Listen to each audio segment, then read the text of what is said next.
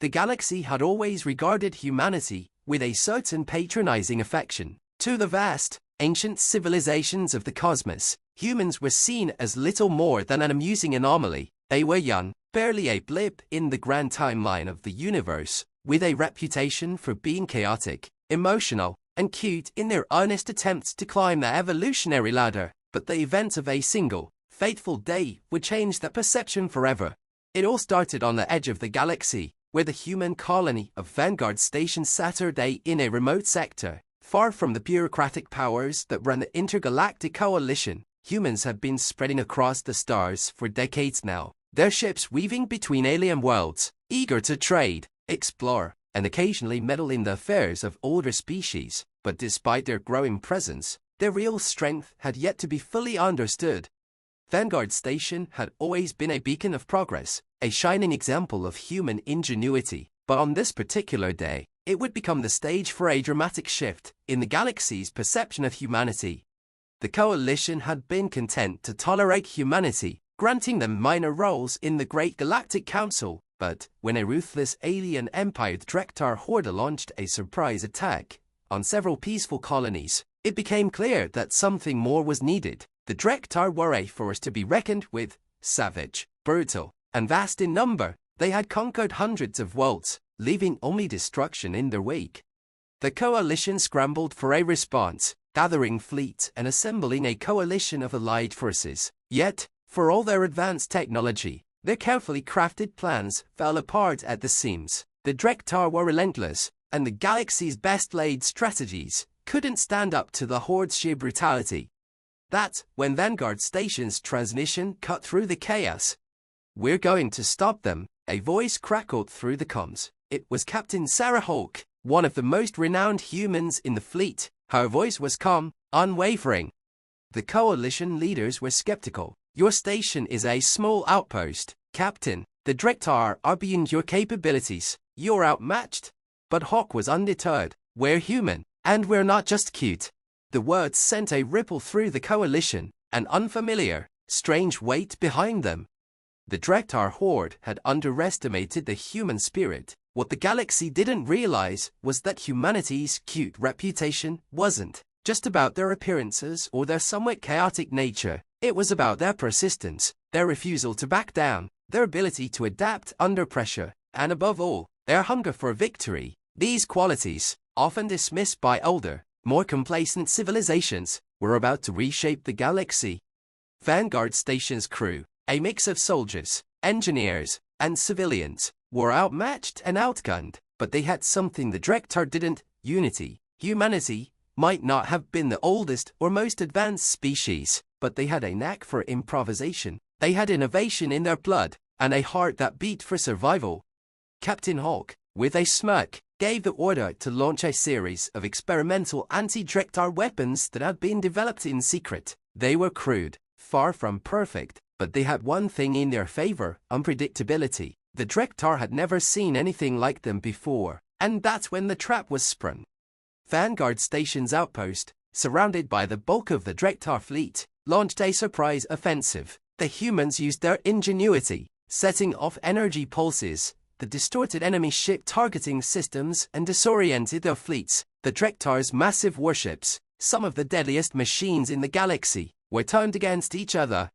It was a chaotic dance of explosions, fire, and debris. Amidst the carnage, a human tactic called the swarm assault was unleashed, a technique involving small, fast ships attacking in waves, overwhelming the enemy with sheer numbers and agility. The Drektar, who had relied on overwhelming force and fear, found themselves suddenly faced with an enemy that didn't fight the way they expected. Humans weren't just brave or resilient, they were cunning and resourceful. The Drektar's arrogance crumbled as they began to retreat, their morale shattered, their fleet in disarray. They were forced to leave the battlefield with the taste of defeat in their mouths, but the humans weren't done. Vanguard Station's victory, while significant, was just the beginning. A year later, the Drektar Horde had been utterly defeated, partly due to the humans' efforts in that initial battle, but mostly because of their unwavering refusal to ever give up. Their reputation, once thought to be a harmless jest, began to change. The galaxy saw them not as naive children, but as formidable warriors capable of rewriting the rules of war. Across the stars, humanity's reputation spread, from the council chambers of the galactic capital to the distant, wild corners of space. The words, "humans aren't cute," began to echo. It was a revelation. Humanity had proven themselves not just worthy of a place among the stars, but a force to be reckoned with. They were not cute, they were a storm. As the galaxy came to grips with this new reality, they could only marvel at the sheer audacity of humanity's risky rise that no one had seen coming. And so, the once dismissed species took their place at the table, not as a curiosity, but as an undeniable power. The galaxy would never look at humans the same way again. The victory at Vanguard Station was the spark that ignited a chain reaction across the galaxy. Humanity, once seen as the quirky species with too many emotions and too little sense, had proven they were capable of reshaping the fate of entire worlds. But that was just the beginning. Their true impact was about to be felt in ways no one could predict. After the fall of the Drektar Horde, humanity's rise was swift. Their military advancements, once thought rudimentary compared to older species, began to outpace even the most sophisticated alien technologies. Engineers from Earth, Mars, and the Jovian moons collaborated to develop weapon systems and defense protocols that left even the ancient Zelkar, the galaxy's oldest sentient species, in awe. The Zelkar had been watching humans with detached interest for centuries, convinced that their petty conflicts and primitive methods would keep them from ever becoming a real threat. But now, the Zelkar, who had once ruled entire star systems with their advanced psychic abilities and immense intellect, were starting to feel the heat from humanity's unyielding drive. Human ingenuity, it turned out, was a different kind of weapon. But it wasn't just technology that set humans apart. It was their spirit. The galaxy had never seen a species so willing to fight for their survival, so quick to adapt to new environments, so relentless in their pursuit of victory. Even when faced with seemingly insurmountable odds, humans refused to accept defeat. It wasn't just about battle tactics or advanced machinery, it was about something far deeper. Word of humanity's victories spread like wildfire. Entire star systems that had long been under the rule of tyrannical empires found themselves inspired by the humans' resolve. Pirates, smugglers, and other factions previously content to hide in the shadows began to rise up. Emboldened by the example of the humans, the galaxy had been convinced that the balance of power was set, that the older civilizations held dominion, and that humanity's role was to play a secondary one. But humanity's actions had upended that narrative in one stunning move. The galaxy's more established powers now faced a dilemma. They had underestimated the humans, dismissed them as amusing at best, dangerous at worst, but now, they couldn't ignore them. The Intergalactic Council convened in an emergency session. Representatives from the Ondali Consortium, the Zoran Dominion, and the Thalsa combined gathered in the chamber, their faces grim as they discussed the rise of the humans. "This is unacceptable," said HFY, a senior member of the Ondali Consortium. The Ondali had long been the economic and diplomatic power of the galaxy, a species of near-perfect logic and order. They have disrupted the balance. Their rise is a threat to all we have worked for. "Perhaps," replied Captain Elxer, a member of the Zoran Dominion, a fierce warrior race who prided themselves on combat prowess, "but we cannot deny their strength. We have underestimated them, and now we must acknowledge that they are not to be taken lightly." The discussion became a debate, with some factions calling for an alliance with humanity, while others pushed for a more aggressive stance. But there was one truth they couldn't ignore: the humans had earned their place in the stars. The first real test of the galaxy's newfound understanding of humanity came when the Ascendants, an elite coalition of several ancient species, launched a campaign to take control of a critical system Verdanaminus 9, a resource-rich planet that could tip the balance of power in their favor. The Ascendants were the epitome of galactic superiority, masters of psionics, genetically enhanced warriors, and battle fleets that could annihilate entire worlds with ease. The Council debated for days, unable to come to a consensus, but in the end, humanity was asked to intervene, not because they were the best option, but because they were the only option left. Captain Sarah Hulk, who had become a symbol of humanity's newfound power, led the charge. she gathered an army composed of humans and their new allies, former pirates, displaced refugees, and even the once neutral species that had watched humanity's rise with curiosity but little care. Now, they stood side by side, ready to face the Ascendants.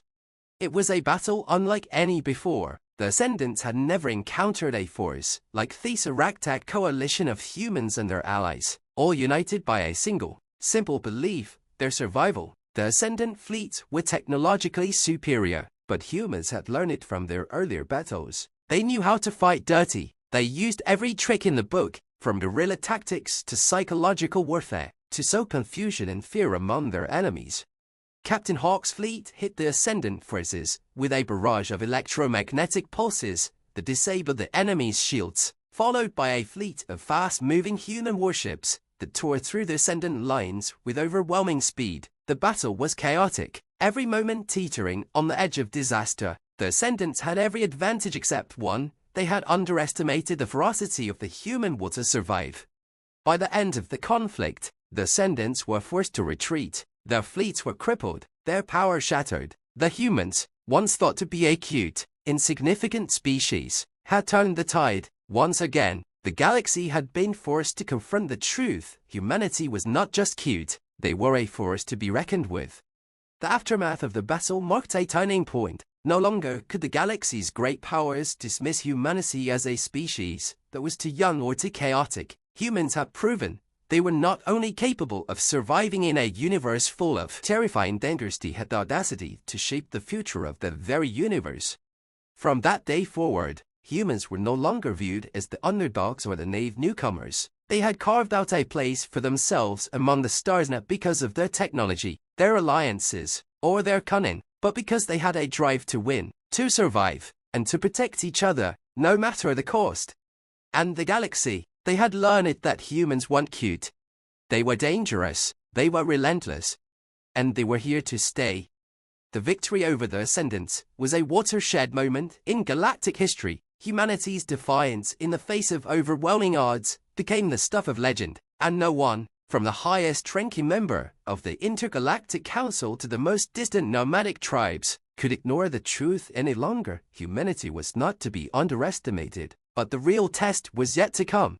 As the years passed, humanity's influence grew. They secured alliances with species who had previously been wary, unsure of humans' place in the Grand Order. They traded, they innovated, and most importantly, they defended the weak. But this rise in power also drew the attention of a new enemy, one far more ancient and far more insidious than anything the galaxy had faced before.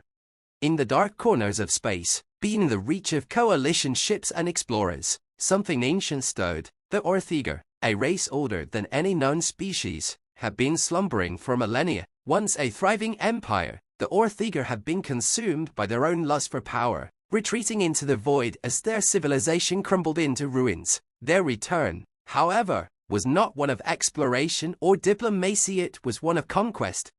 The Orthiger were ruthless and terrifying, their technology centuries ahead of even the most advanced species, but their real weapon was their ability to manipulate the fabric of reality itself, bending time and space to their will. They had watched humanity's rise from the shadows, and they saw an opportunity, a chance to crush the new upstart before they could tip the balance of the entire galaxy. It was an inevitable confrontation. The first attack came without warning. A fleet of Orthiger warships, invisible to conventional sensors and protected by near-impenetrable shields, descended upon Eris-3, a human colony that had just begun to flourish. The inhabitants of Eris-3 were unprepared for such an assault. The Orthiger's technology was so advanced that their weapons tore through the colony's defenses like paper. Within hours, the planet was burning, its atmosphere choked with smoke and ash. But this was only the beginning. The Orthiger had one simple goal: to send a message. They would break humanity, shatter their newfound confidence, and prove once and for all that they were nothing but a fleeting spark in the great void of the cosmos. But humanity would not bend.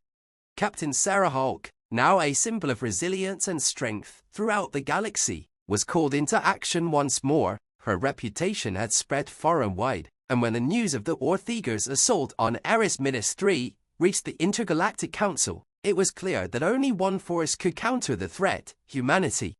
However, even with their ingenuity, even with their unbreakable will, humanity knew they were outmatched. The Orthiger's warships were nearly indestructible, their technology unrecognizable, their weapons capable of erasing entire cities from existence. Humanity had never faced anything like this before, but they also knew one thing: they had something that Orthiger did not. Creativity, adaptability, and the relentless desire to never give up. Hawk rallied the remaining human forces, bringing together military leaders, engineers, and scientists from across the galaxy. They knew they couldn't fight the Orthiger on their terms, they needed to fight on their own. The first step was to understand the Orthiger's advanced technology. Human engineers, despite being outclassed, dove into the wreckage left behind by the initial assault, analyzing every piece of Orthiger technology they could find. It wasn't pretty, it wasn't elegant, but they did it. They created a new weapon, one born of human determination and out-of-the-box thinking: the Chrono Interceptor, a device that would disrupt the Orthiger's manipulation of time and space, turning their own strengths into weaknesses. It was a gamble, a long shot, but it was humanity's only shot. Meanwhile, Captain Hawk and her fleet launched a counteroffensive, drawing the Orthiger's attention away from vulnerable colonies and luring them into a trap. Using human tactics, guerrilla warfare, misdirection, and sheer audacity, they made the Orthiger chase them across the galaxy, pushing the invaders into unfamiliar space. Finally, in the heart of the battle, the Chrono Interceptor was deployed. With a massive surge of energy, the device scrambled the Orthiger's temporal technology, creating rifts in space-time that distorted the Orthiger's ability to coordinate their fleets. Their ships were thrown into disarray, unable to function as they had before. Their control over reality itself was no longer absolute. In that moment, humanity struck. With precision and overwhelming force, human warships, armed with new technology and driven by sheer determination, cut through the Orthiger's defenses. Their warships, once invincible, were now vulnerable. The tide of the battle shifted. The Orthiger, stunned by the sudden turn of events, were forced to retreat. They had underestimated humanity once again. They had thought that their advanced technology and ancient powers would make them invincible, but they were wrong. Humanity had proven it once again. They were not cute, they were not naive, and they were not to be underestimated. They were the galaxy's true wild card, capable of turning the tide of any battle, adapting to any challenge, and prevailing against all odds. The Orthiger's retreat marked the end of their ambitions for galactic conquest. Humanity, though scarred by the war, stood victorious. Their reputation had reached its peak, and the galaxy had learned, once and for all, that humans were not just a fleeting, cute species, they were a force that could stand against the oldest and most powerful civilizations. As the smoke cleared and the stars shone once again, the galaxy knew the truth. Humanity was no longer a question mark. They were the answer. And they were just getting started. The Orthiger's retreat did not mark the end of humanity's rise. If anything, it accelerated the galaxy's shift in perception. The once dismissed species, thought to be no more than a fleeting curiosity among the stars, had now proven they could stand against even the most ancient and powerful forces in the universe. But humanity's true test was still ahead, and it would come from an enemy far more insidious than any they had faced before. The galaxy's oldest races, who had watched the rise of humanity with growing unease, began to see the signs of a paradigm shift. The Ortho, a highly intellectual race of energy manipulators who had dominated the scientific communities for millennia, were the first to speak out. They were once the intellectual giants of the galaxy, having discovered the secrets of quantum mechanics, temporal manipulation, and artificial intelligence long before humanity had even mastered space travel. They feared the humans' rapid evolution, for they understood something that many others did not. Humanity was not only innovative, but also capable of an unforeseen kind of transcendence. The Ortho issued a warning to the Galactic Council, urging other species to unite against humanity before they grew too powerful. They claimed that the human potential for growth was limitless, a terrifying thought for those who had thrived on stagnation and control for eons. But the humans, ever undeterred, took their message not as a threat but as a challenge. And so, Humanity's greatest battle would not be fought with weapons or tactics but with ideas. The galaxy had grown complacent. For millennia, it had been ruled by powerful, ancient empires that held the keys to knowledge and resources. But humanity, in its relentless pursuit of progress, had begun to create something new, a society driven not by the dominance of a few, but by the creativity of many. The final clash came when the Arthur, seeing humanity's rapid technological progress as a direct threat, attempted to impose a galactic ban on human research into advanced artificial intelligence. They argued that any further development would lead to an uncontrollable chain of events that could destabilize the entire galaxy. They called it the human paradox, the idea that humanity's limitless potential would eventually lead to the creation of an intelligence far beyond their own, something that could render all of their carefully constructed civilizations obsolete. The coalition found itself at a crossroads. Some factions sided with the Artho, fearing the unknown consequences of allowing humanity to push forward unchecked. Others, influenced by humanity's recent victories, argued that the ban would only stifle the very creativity that had allowed humans to rise in the first place. But it was Sarah Hulk, now a legendary figure among the stars, who would make the final decision. Humanity was no stranger to limits, to boundaries, to the rules that others imposed upon them. They had faced limitations their entire existence, from their first steps on Earth to their long journey through the stars. But time and again, they had shattered those limits. Now, they would do so again not with brute force, but with the power of their collective will. "We don't fear the unknown," Hulk said in her impassioned speech before the Galactic Council, her voice carrying across every broadcast in the galaxy. "What we fear is stagnation. The galaxy has become complacent, content with the idea that some species are meant to rule, and others are meant to follow. But humanity isn't just here to follow. We're here to lead. We're here to show that no matter who you are, no matter where you come from, you have the right to create, to explore, and to reach for the stars. We don't fear the future. We shape it." Her words were met with silence. The Arthur, who had once been the masters of galactic knowledge, felt something stirring deep inside them. For the first time in eons, they felt fear. Humanity's capacity for growth, for creation, for reinvention, was not just a necessity, was a revolution, and it was unstoppable. The council voted, and the ban was lifted. Humanity was free to continue its research, to push the boundaries of artificial intelligence and being. But it was more than just a victory for humanity, it was a victory for the entire galaxy. The message was clear: humanity was no longer a cute species, a fleeting curiosity in the vastness of space. They had become the galaxy's innovators, its creators, its dreamers. They had not only earned their place among the stars, they had begun to change the very fabric of the galaxy itself. As the years passed, humanity's influence only grew. Their advancements in science and technology revolutionized life across the galaxy. Cities were built on distant planets, with human ingenuity at their core. Medical advancements, once the privilege of the oldest races, were shared freely with those in need. Humanity's pursuit of knowledge knew no bounds, and with it came the potential for a new era in which every species, no matter their origin, had the chance to thrive.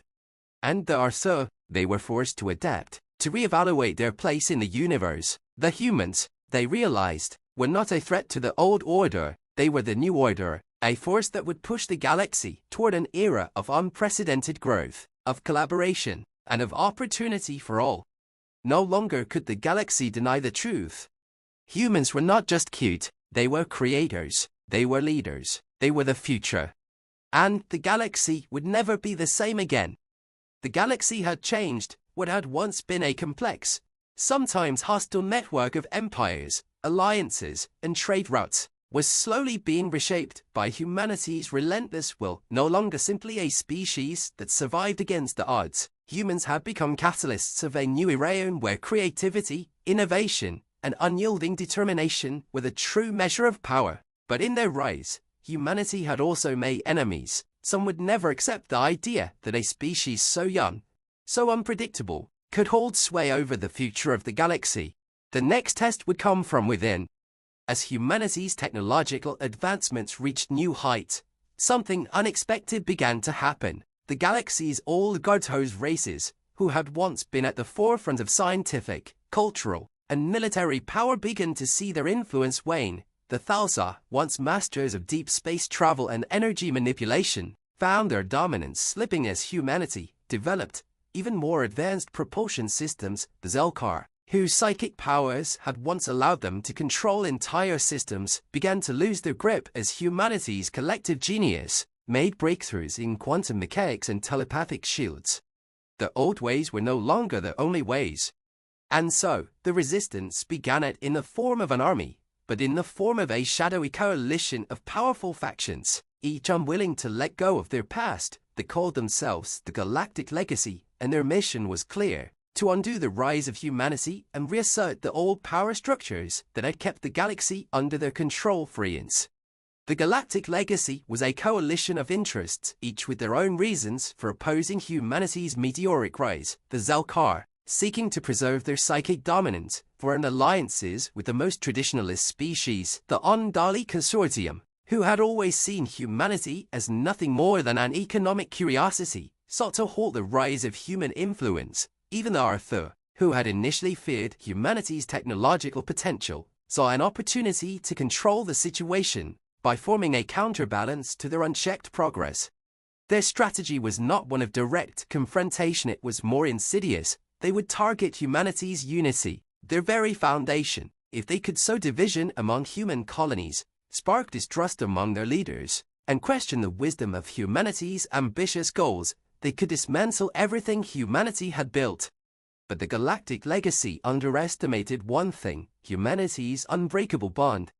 It wasn't just that humans were innovative or powerful, it was that they had something no other species possessed: a collective identity. Forged in the fires of adversity for centuries, humanity had fought to survive, to adapt, to thrive, and now they had come together as one species, not bound by ancient grudges, but by a shared vision of the future.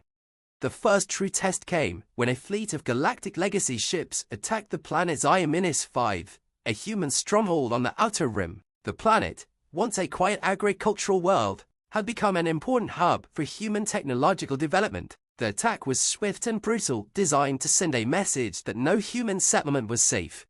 But the humans responded with something the Legacy hadn't counted on: unity.